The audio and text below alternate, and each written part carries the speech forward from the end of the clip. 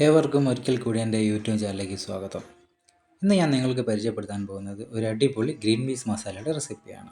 അതിന് വേണ്ടിയിട്ട് 200 ഗ്രാമോളം green peas ഞാൻ എടുത്തിട്ടുണ്ട്. അത് 6 മണിക്കൂർ കുതിർക്കാൻ വെച്ചിട്ടുണ്ട്.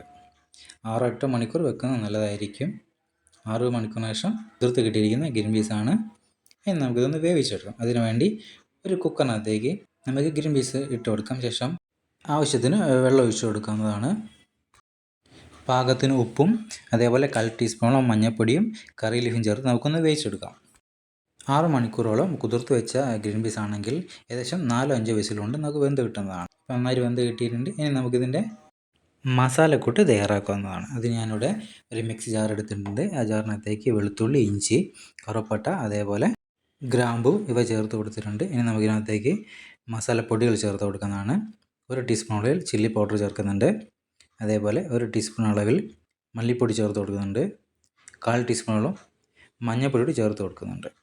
അതോടൊപ്പം ഒരു പിടി മല്ലിയില കൂടി ചേർത്ത് കൊടുക്കുന്നുണ്ട്. നമുക്കിതൊന്ന് അരച്ചെടുക്കാം. ശേഷം ഒരു ചട്ടി അടുപ്പത്ത് വെച്ചിട്ടുണ്ട്. ചട്ടി ചൂടായിരുന്ന സമയത്ത് അതിനകത്തേക്ക് 2 ടീസ്പൂണോളം ഓയിൽ ഒഴിച്ച് കൊടുക്കുന്നുണ്ട്. ഓയിലൊന്ന് ചൂടായിരുന്ന സമയത്ത് നമുക്കതിനകത്തേക്ക് 1 ടീസ്പൂണോളം ജീരകം, അതോടൊപ്പം ഒരു പിടി കറി ലീവ്സ് കൂടി ചേർത്ത് കൊടുക്കാം.